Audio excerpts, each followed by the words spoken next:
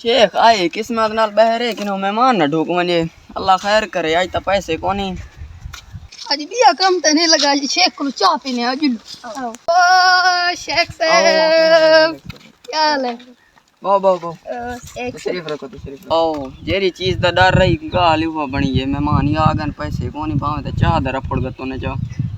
खैर है किवें आमत है आज तो पूरा टब्बर टुराव देवे। शेख साहब शादी ते गया से सा के शेख साहब कल चाय पीते चलो। अच्छा चलो बाहो वा तुम्हारे वास्ते मैं चाह बनवा ना बिया हूं क्या करूं। चलो ठीक है। ओह नो ना पैसे हैं ते ना खाण गते मी हुन गावे ना को जुगाड़ लेना ना।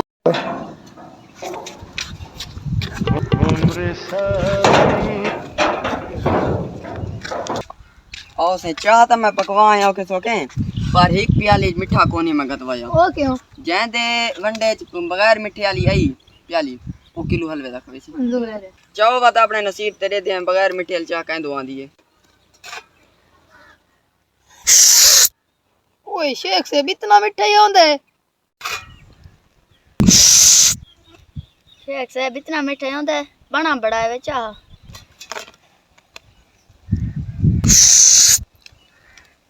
शेख साहब इतना मिठा ही होंदा है? बीच माखी सटवाए वे।